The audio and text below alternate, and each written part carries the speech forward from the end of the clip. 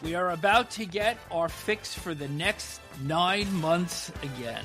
Welcome to Short Shifts, a product of the NHL Wraparound podcast. Vic and Neil with you for Monday, October 6th, 2025.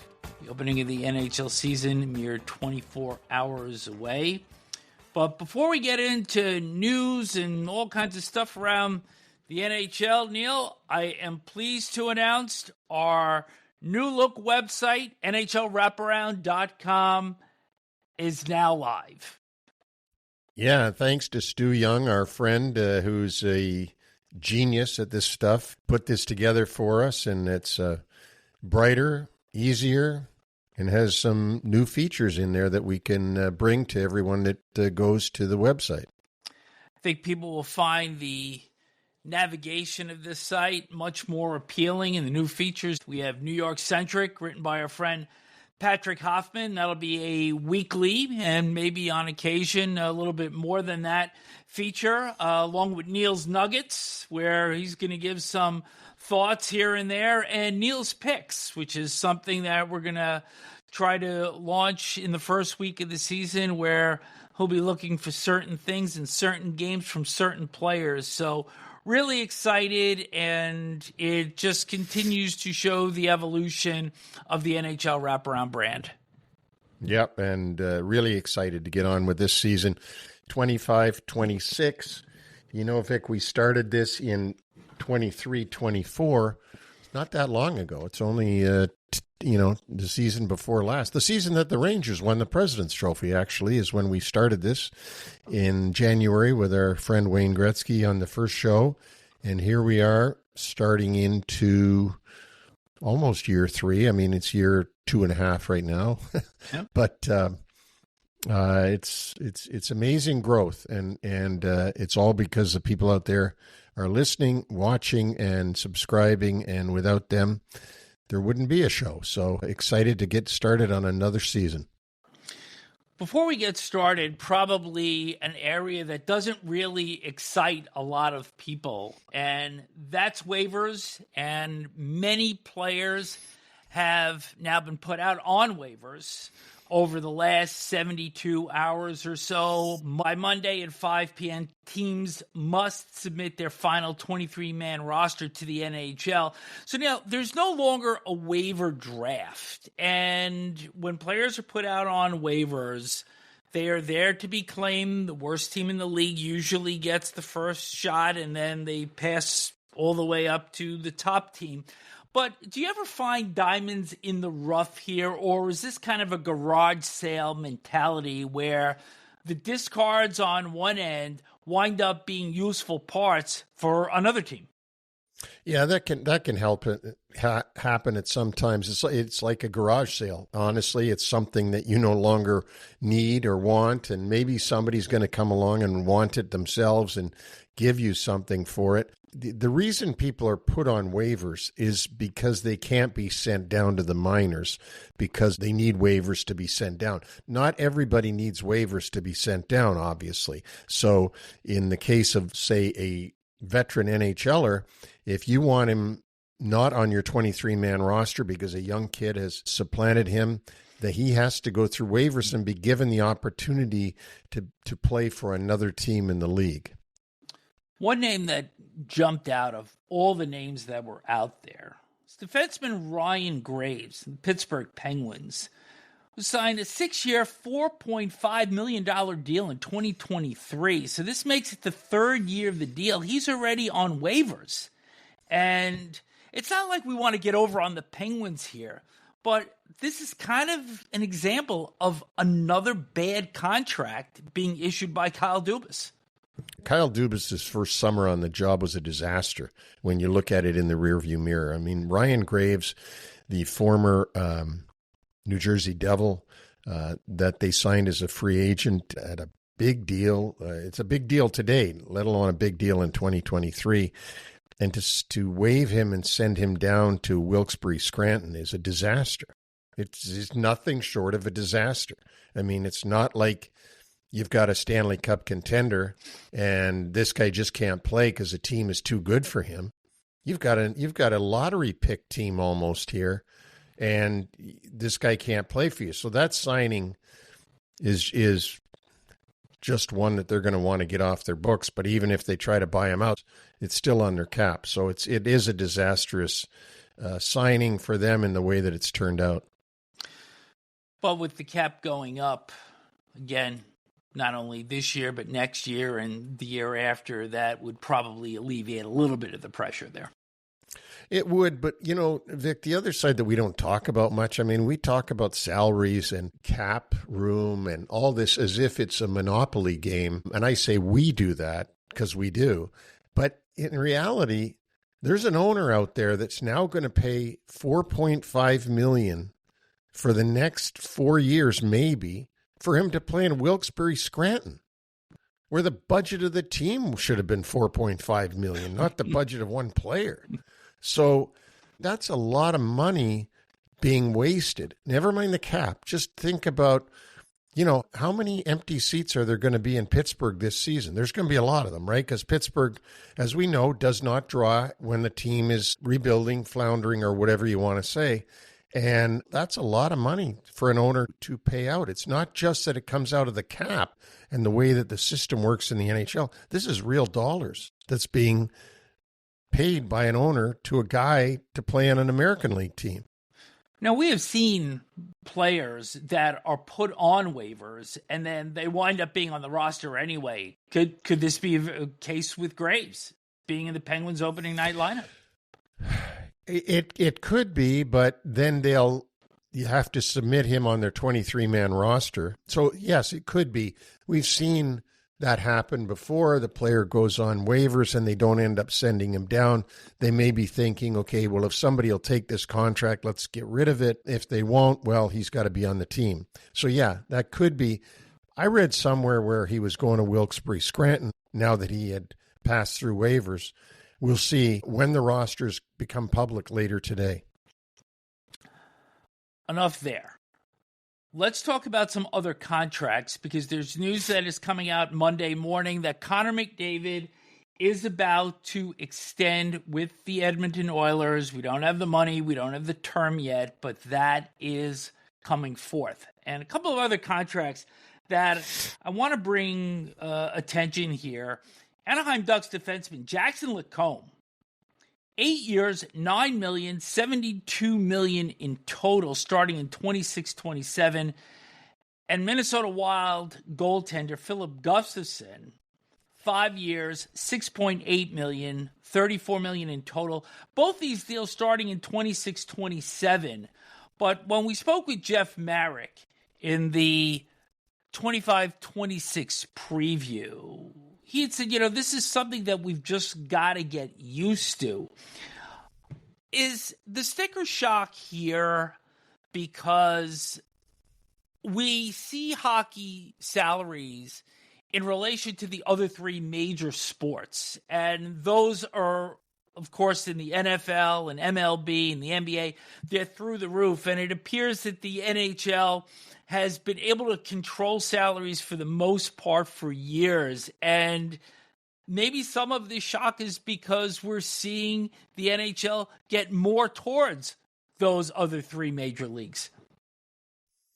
Well, we are. There's no doubt about it that we are seeing, and we're seeing numbers that not even close to anything we've ever seen before. And, of course, our memories take us back to real great players that never made a thimble of what these guys are making now. So the revenue in the NHL isn't close to the revenue of the other three major sports, and that's why the salaries couldn't be anywhere close to the other three sports. But now that you have this cap system and you have basically a revenue sharing system, not only amongst the smaller clubs and the bigger clubs, but also basically with the players, the numbers are going up. And where I keep coming back to, Vic, is the fact that it's one thing to be able to sign a guy for the New York Rangers at $12 million a year, let's say, just to pull a number out of the air. But if you've got a player equal to him and you're the Buffalo Sabres, how do the Buffalo Sabres afford to keep that guy who's the same player as the New York Rangers have They can't pay him. I mean, they can, but they're going to lose money if they pay him $12 million a year. So it's still a situation where there's comparables in the league, and you base your contract. I read this morning that Lane Hudson was ready to take $8 million a year, even though Dobson got 9.5 a year. He was ready to take that, but then all of a sudden, the Lacombe deal comes out, and it's and also the Luke Hughes deal. And it's like, whoa, wait a minute.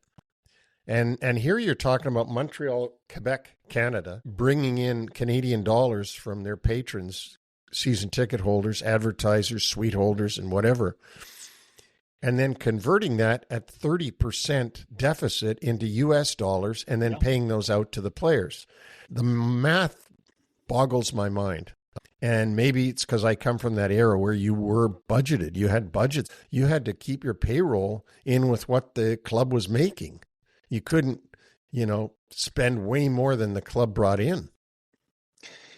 I also find it interesting that Igor Shesterkin aside, who's making $11.5 million a year, that the goalie deals, and we could look at Gustafsson, we could look at the one that Thatcher Demko just signed, they almost appear to be more palatable than what some of the skaters are getting, and particularly what we've seen from defensemen this year. And then, of course, you can look at Kirill Kaprizov's extension and so on. But from my seat, it looks like the goalie numbers are more reasonable.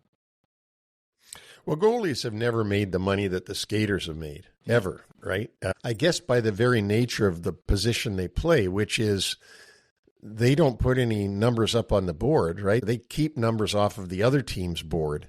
So that's their job. And I guess the guys that score the goals and get the assists and move the pucks out and all that have always been thought of as more valuable than just the guy that's in the net trying to stop the other team. So it's, and we could argue that back and forth and all that stuff. And I'm sure. I mean, when's the last time a team won the Stanley Cup without great goaltending?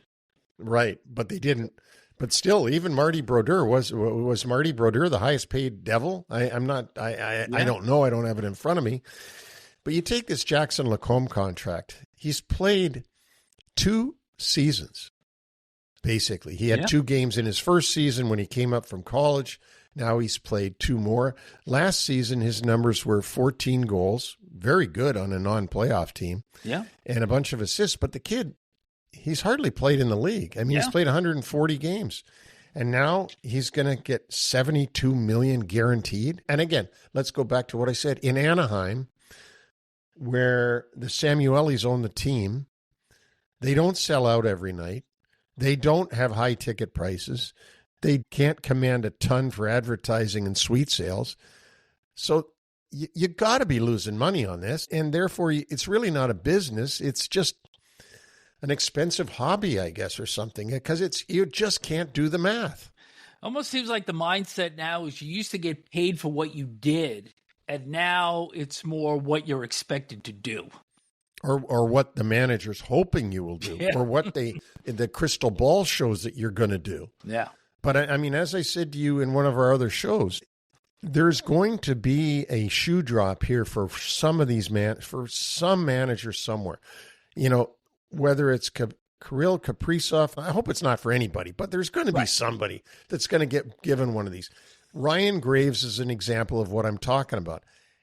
He's not one of these huge contracts, but $4.5 million is more than any player made that I had under my direction, except for Messier. So, that's a bombshell for a manager to sign a guy to that big of a contract and end up putting him in the minors. All right, let's move this on the ice, which I think is what everybody's looking forward to. 3 injuries of note, and then we're going to get into some other items. Cole Perfetti, forward for Winnipeg, out week to week with an ankle injury suffered in Saturday's preseason finale with Calgary. He is going to be looked upon to contribute more offense when he gets back in the lineup with Nikolai Ehlers now in Carolina. Scott Lawton, forward for the Maple Leafs, out week to week with a lower body injury, and Matthias Janmark of the Edmonton Oilers out 1 to 2 weeks with an undisclosed injury. So with the season starting on Tuesday evening with 3 games, I don't think there are any clubs looking forward to getting it going more than Ottawa, Montreal, Tampa Bay, and Florida, because towards the end of the preseason, we saw a circus in 3 games. So last Wednesday, October 1st, Senators and Canadiens had a brawl, 152 minutes in penalties, numerous fights, including the Canadian brothers of Arbor and Florian Zekash.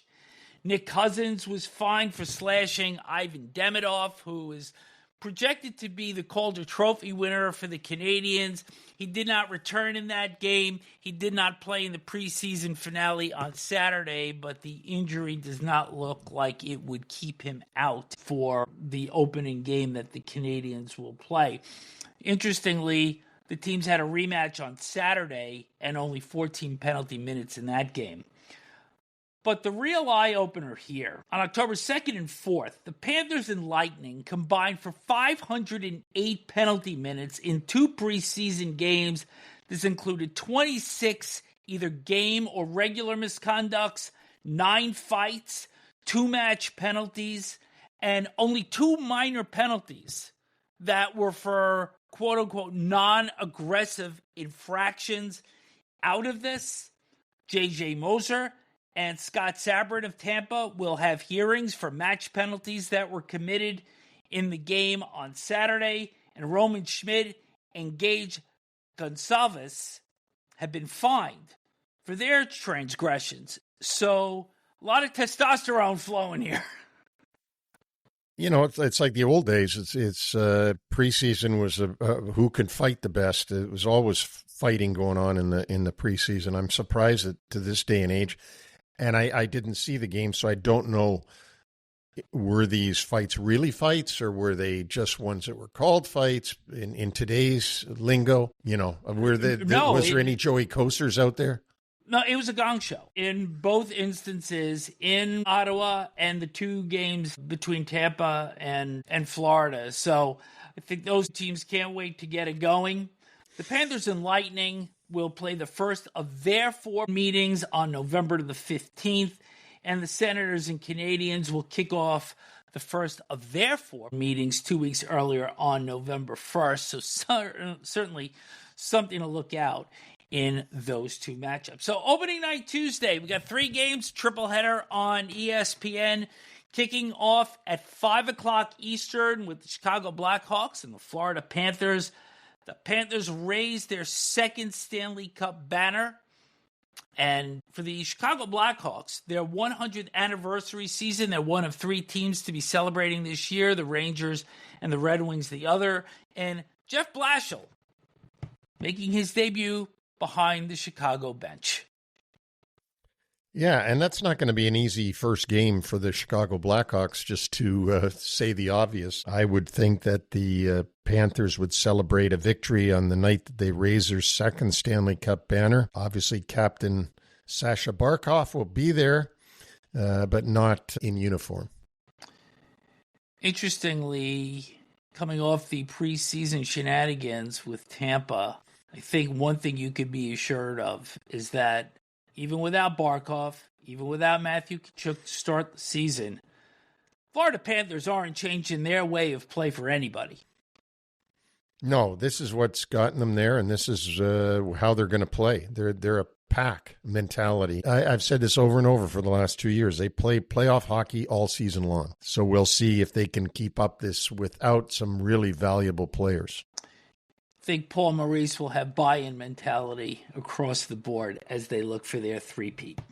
At 8 o'clock, Pittsburgh visits the New York Rangers. Former Penguins head coach Mike Sullivan, in his first year now behind the Rangers bench, and former Rangers assistant Dan Muse will be making his head coaching debut behind the Pittsburgh bench. And I think the interesting thing here is Sidney Crosby, season number 21, will be starting the season in the black and gold of the Penguins. The question is whether or not he will finish the season, as Pittsburgh is not expected to contend for a playoff berth. However, let's not write anybody off just yet. Penguins had a good preseason, and they're going to be looking to continue that in their opener in Madison Square Garden. Yeah, and you know what? I think that we owe it to everybody because there's only 3 games to do our predictions of who's going to win so that we can laugh at ourselves in a couple of days from now when we get it all wrong. But there's definitely going to be more pressure on the Rangers in opening night. Big expectations, as there always is. Yeah. A lot of changes with the Rangers after a President's Trophy win 2 years ago. And Pittsburgh's got no expectations on them. They're going to come in and be, I would think, real loose. So don't be surprised if the Penguins waddle out of Madison Square Garden with a W. The nightcap, 10:30, Colorado at Los Angeles, in a meeting between two clubs that maybe had the most disappointing departures in the opening round last year. The Avalanche had that 2-goal lead in the 7th game against Dallas and then saw Mikko Rantanen take over for the rest of the night. And then the Kings with that 2-0 series lead against the Oilers and an ill-advised challenge by head coach Jim Hiller helped flip that series to the Oilers. And also the debut of many of Ken Holland's veteran signings during the offseason. We'll see. How is LA going to be this year in their captain's last season? Don't forget, Kopitar has already announced this is going to be his last season. Drew Doughty is obviously another year older. Jim Hiller gets a chance to prove himself to his new GM, Ken Holland. For Colorado, they're going to want to make up for what happened last year. They got a great team, as we know, and 2 absolute megastars in Makar and McKinnon. That'll be an interesting one, and I am going to say that I think that the Avalanche will win that game. Well, you're playing the Bubble Lock Challenge by yourself here. I'm not going anywhere with this. So. You're not saying anything? I'm not. Well, I'm going to give you the, I've told you that I think it's going to be, I'm just going to put it right out there because this is Neil's picks. Florida, Pittsburgh, and Colorado. All right. Mark it down because this is going against your record that will track throughout the entire season in terms of how well you do. And you're not going to have a record at all then? Well, yeah, I'm going to have a record or something like that. So, hey, other head coaching openers on Wednesday, Boston at Washington, Marco Sturm gets his first shot behind the Bruins bench as he visits the Capitals and defending Jack Adams Trophy winner Spencer Carberry. On Thursday, Rick Tocchet, head coach of the Flyers now, fresh out of his stint in Vancouver, heads down to Florida to take on the Panthers. Dallas at Winnipeg, Glenn Gulletson at the defending President's Trophy winners. Anaheim and Seattle, Joel Quenneville against Lane Lambert. And Calgary and Vancouver, where Adam Foote will make his head coaching debut behind the Canucks bench. Anything that you're looking at in particular there, sir? Well, there's a lot of interesting things going on there. I think that the Glenn Gulletson 2.0 in Dallas, how is that going to work? I think he's going to do a great job, by the way. I think that you got the return of Quenneville to the NHL and now in Anaheim and the West Coast and playing in a quiet market as opposed to being in Chicago where he gained all his fame and did, quite frankly, an incredible job with the Blackhawks. And then you've got Lane Lambert, who gets his second shot at being a head coach. He was the head coach of the New York Islanders. He's gotten this chance to guide the Seattle Kraken. I think that'll be very interesting as well. And then Adam Foote, as you mentioned, getting his first opportunity. He replaces Rick Tocchet as the head coach of Vancouver. And what can we expect out of Vancouver this year? Because you don't know ever what to expect out of the Vancouver Canucks because there's more crap going on there than you can shake a stick at. Yeah. Some high-profile player debuts. Wednesday, LA at Vegas, first game in a Golden Knights uniform for Mitch Marner, signed for 8 years, $12 million. Thursday, Montreal at Toronto, Noah Dobson makes his debut for the Canadiens on their back line. Jersey, Carolina, Nikolai Ehlers and AndreMiller play their first games in the Hurricane uniform. And Utah, Colorado, first game for J.J. Peterka with the Mammoth. And finally, first overall pick in this past entry draft, Matthew Schaefer, will make his debut on the back line for the New York Islanders when they open Thursday in Pittsburgh against the Penguins. Another note here, because it's never too soon to look forward, and the projected first overall pick in next year's draft, Gavin McKenna, playing college for Penn State right now, played his first 2 games at Arizona State over the weekend, had 2 assists in a 6-3 win for the Nittany Lions over the Sun Devils, and then had the game-winning power play goal on a one-timer from the right wing circle late on Saturday, a 4-2 win. And he's got a little bit of swagger also, because the Sun Devils logo is a pitchfork, and Sun Devils like to say forks up. And as soon as he scored that game-winning goal, McKenna made a forks down gesture. So comes in from Medicine Hat, and this is the first year that CHL players are eligible to play in the NCAA, and the projected first-round pick for next year certainly made a quick impact, Neil. There'll be college players like Gavin McKenna that will be paid through NIL, name, image, and likeness, handsomely. And whether that money comes from the alumni, how it comes, this is how they're going to be recruiting now, by paying players to play at college. And we can get into that some other time. Nobody's signing us to NIL agreements? Not yet. You never know. Couple of more items. Zdeno Chara is going to have his number 33 retired by the Bruins on November 15th against Seattle. It will be the 13th number to be retired by the Boston Bruins franchise. Chara is 7th all-time in games played with 1,680. Accumulated 2,085 penalty minutes throughout his 24-season career that began with the Islanders, went to Ottawa, and then he spent 14 seasons with the Bruins, including raising the 2011 Stanley Cup in Vancouver. He played a season in Washington in 2021 and then ended his career with the Islanders the following season. And a player whose stature among the game and in Boston, he's actually bigger than his likeness. You know, and I'll give a shout out to Peter Chiarelli, who was the assistant general manager in Ottawa, where Chara was playing, and became the general manager of the Bruins, and signed Zdeno Chara as a free agent to come to Boston in a high contract at the time. And you hope that the Bruins have the good sense to invite Peter Chiarelli to this number retirement, because had it not been for him, maybe Chara would never have been with the Bruins at all. We're going to finish the show, and I'm going to really stun you here, because the dollars and the term for Connor McDavid have come in. 2 years, $12.5 million. Well, that shows that what he's doing then, Vic, is he's saying, okay, I'll give you 2 more years to prove to me that you're going to get us to be a contender.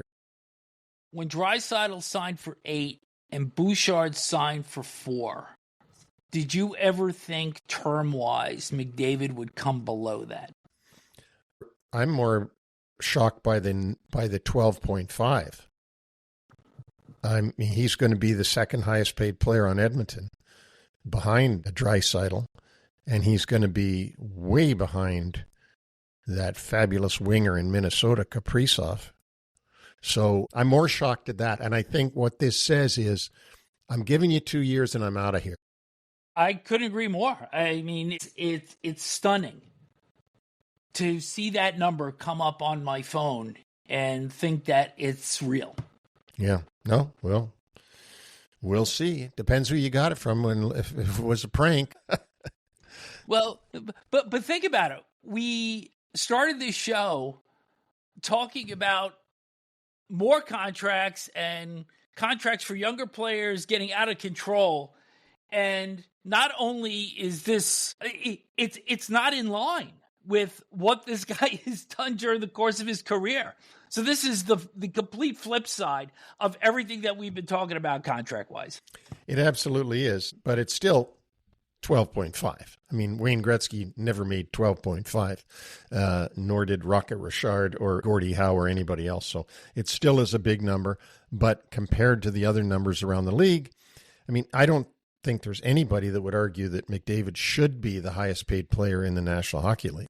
I don't know how anyone could argue that, but he's not going to be because he wants his team to have enough money to fortify the club to get them a chance to win. Stan Bowman had the entire offseason to do that and didn't exactly do so. So I think it goes back to your point. You know, you got 2 years to figure this out or I'm jumping ship. And that $12.5 million paycheck doesn't start until 26-27. So the Oilers can look forward to having McDavid for the next 3 seasons at least. Well, at least we don't have to talk about it anymore. Yeah, exactly. Let's get on with the games.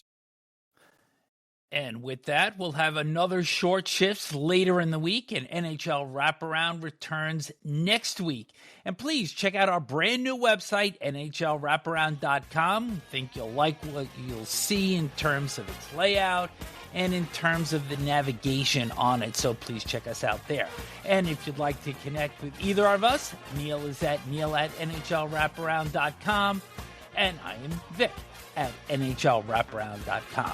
So until later in the week, enjoy the hockey. We are back at it.